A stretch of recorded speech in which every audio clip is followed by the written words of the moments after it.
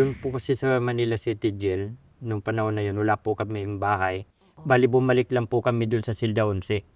Oo. Kasi dati tinapon po yung mga Sputnik. Sumali po kayo sa Sputnik Opo. sa loob ng Dati Manila. na po akong Sputnik, matagal na. Yun po. Kasi nakulong pa lang ako noon ng Malabon, Sputnik na po ako. Ah, okay. Kaya lang doon kasi, kahit niya sabihin mo lahat kayo Sputnik, Oo. pag ikaw yung walang dalaw, Oo. ikaw po yung buyonero. Ano po yung buyonero? Ibig sabihin po ng buyonero, ikaw po yung tagalinis po ng dumi ng tao. So, sa mga nakikinig po sa atin ngayon, kung hindi po kayo familiar dun sa Sputnik, sa BCJ, ito po yung mga gang sa loob ng mga kulungan. So, meron diyang gang na Sputnik, merong Batang City Jail, merong Bahala na gang. Ano pa ba yung iba? Yung Diyan po sa tatlong, Manila City Jail, bali komando po. may komando Sputnik. pa. Oo. Tas usually itong mga gangs na ito, nag-aaway-away sila sa loob. Maraming mga PDL sumasali sa mga gang bilang pangproteksyon nila doon sa loob. So kayo po ay miyembro ng Sputnik, po. ng Sputnik. Pero dahil medyo mababa kayong Ako po yung miyembro ng Sputnik, Opo, kayo yung tagalinis ng tagalinis ng dumi. buyonero, O, ang buyonero tawag po. doon. Opo. Kaya lang nung panahon po kasi na yun, walang CR, yung tao dyan dudumi sa lapag mismo. Minsan may basa, may matigas, may malambot. Ako po yung nakakalungkot pa nga pa nun, hindi ko makalimutan pag sobrang gutom. Pag may nagbibigay sa akin ng tinapay, pinupunas ko lang po sa damit ko. Yung dumi. Kinakain ko po yung tinapay kasi wala po talaga kaming tubig nun. Ilang years po kayong nakulong sa Nung uli na Manila po. City Jail? Oo, 2 taon po, mahigit. 2 taon. Mahigit 2 taon.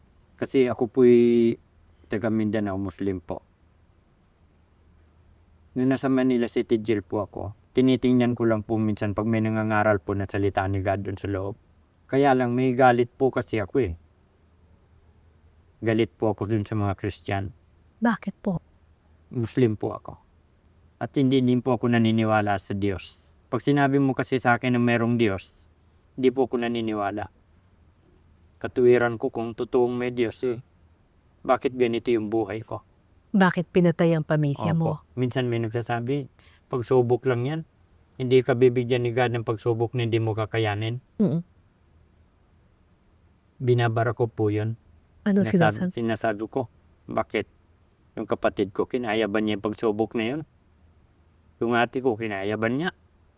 Anong pagsubok yun? Nung panahon po na yun, may masipag kasing Kristiyano na pumapasok sa loob, yung pastor po.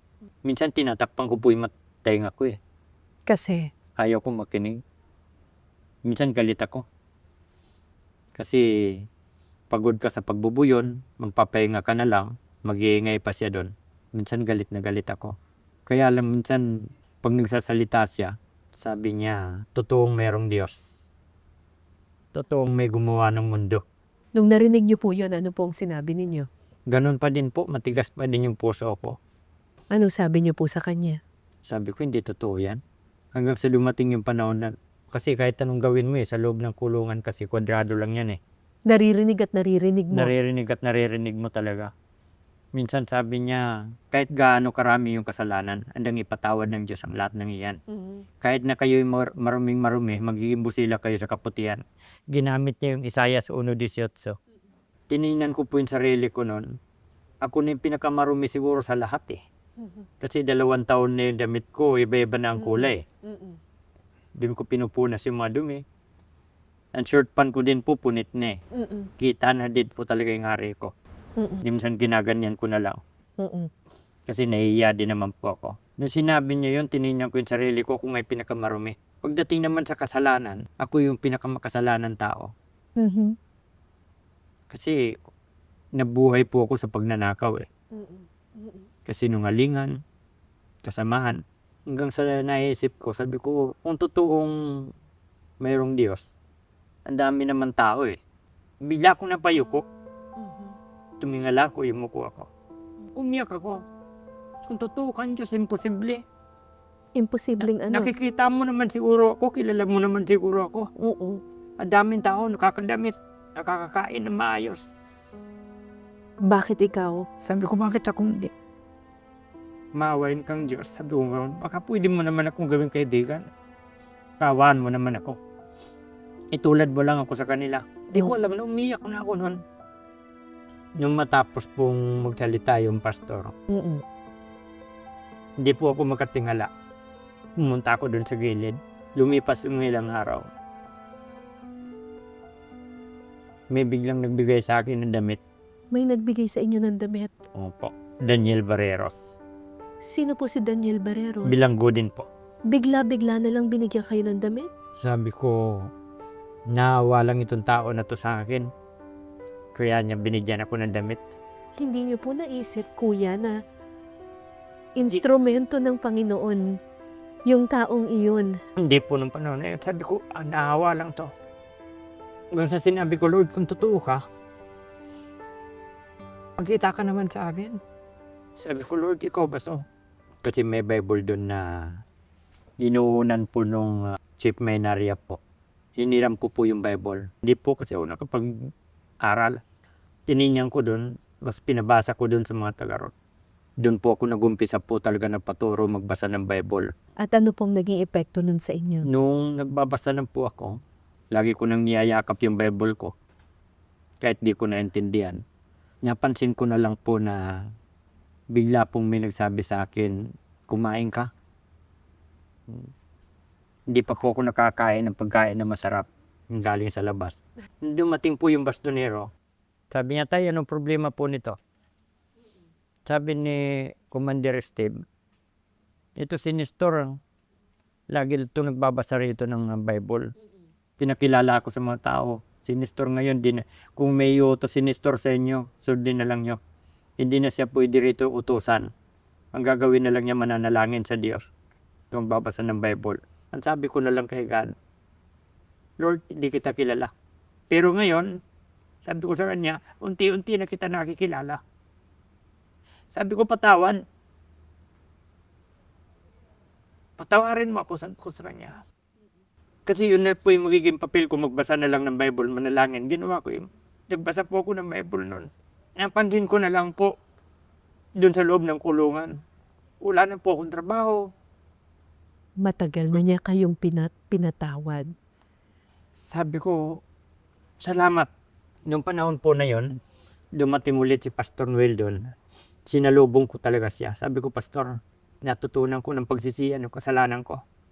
Nakilala ko na yung pinakilala mo sa akin. Kaibigan mo na ang Panginoon. Sabi ko, opo, yeah. Nung bumalik yung pastor doon, sumabay po yung BJNP pumasok. At sabi meron na daw po akong earring. Na may 2 taon na po ako walang earring. Sinabi ko, Lord, salamat. Lumuhod po ako, humiyak ako. Sabi ko, ayaw ko na magkasala. Sinabi ko doon sa pastor, kay Pastor Noel, Pastor, samahan niyo po ako. Sabi si Brad, bakit? Aminin ko na po. Ayaw ko na magkasala. Pagdating po namin doon, pinatayo po ako ng judge. Tumayo po ako. Sabi ko po, totoo, alipin po ako ni Satanas. Kaya ako nagawa dyan. Kaya ako naman nagawa, lumaki po ako sa kalye. Wala po nagturo sa akin na mabuti. Wala po akong pamilya. Ganito po yung nangyari sa pamilya ko. Kinuwento ko sa kanila. Kasi sabi ko kay Ma'am Rosalie, Ma'am, nakilala ko na si God sa loob ng kulungan. Iingi po ako ng tawad sa inyo. Huwag po kayong mag-alala pag babayaran ko po yung ginawa ko sa inyo. Paano niyo po yung pinagbayaran? Sabi ko sa kanya, tatanggapin ko yung ano ihatol sa akin. Sabi ko ganyan. Nag-usap po silang dalawa.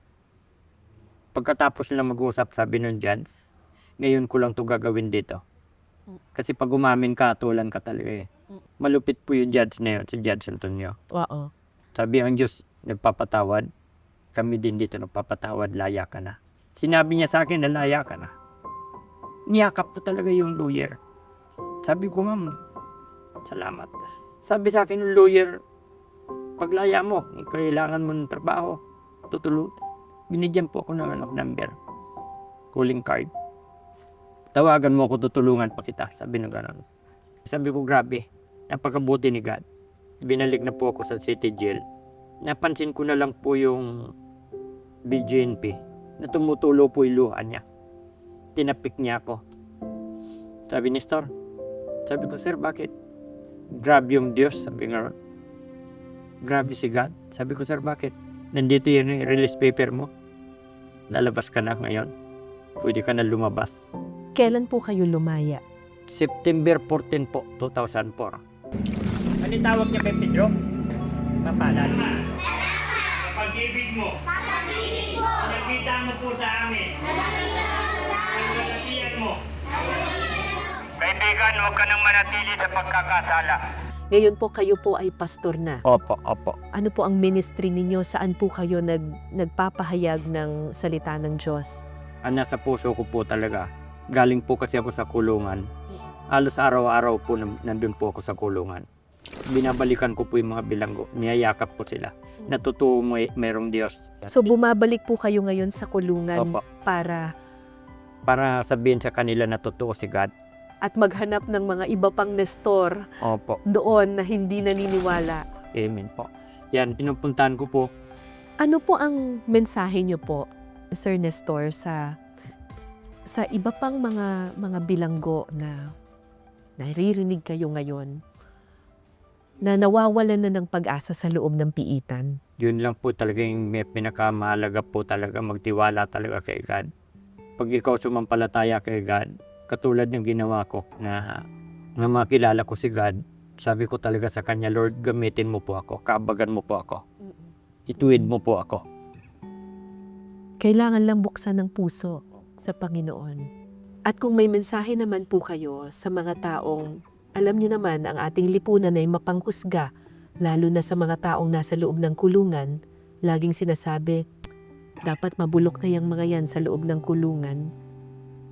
Ano pong mensahe niyo sa mga Ang taong totoo iyon? po niyan, kahit anong sama po ng tao, mayroon pong pagbabago at may pagbabago. Pinaka mahalaga po na makinig po talaga. Kung ako po yung nanatili ko pong pinatigas yung puso ko, wala ko ako ngayon. Maraming salamat po sa inyo, Pastor Nestor, at salamat po sa inyong inspirasyon. Alam niyo po mga kapuso, ilang taon din po akong na-assign bilang isang reporter sa loob ng mga kulungan, sa loob ng mga piitan. At tulad ng maraming tao, madalas rin takot ako sa loob ng kulungan. Hinuhusgahan ko yung mga tao doon na mga kriminal yan, wala nang pag-asang magbago.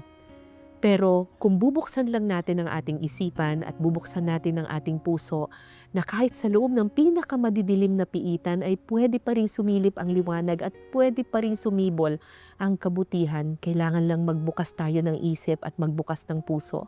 Minsan po yung mga taong ito naghahanap lang ng kaibigan, naghahanap lang ng makakausap. Kaya pakinggan po natin yung kanilang mga hinaing at malay nyo, kayo ang maging daan sa kanilang tunay na pagbabago. Maraming salamat po sa inyo, Pastor. Salamat po sa inyong inspirasyon. At maraming salamat po sa inyong lahat sa pakikinig sa amin ngayong araw na ito. Ako po si Cara David at ito po ang I Listen. Thank you, sir. Thank you po. Salamat po. Thank you po. Thank you po.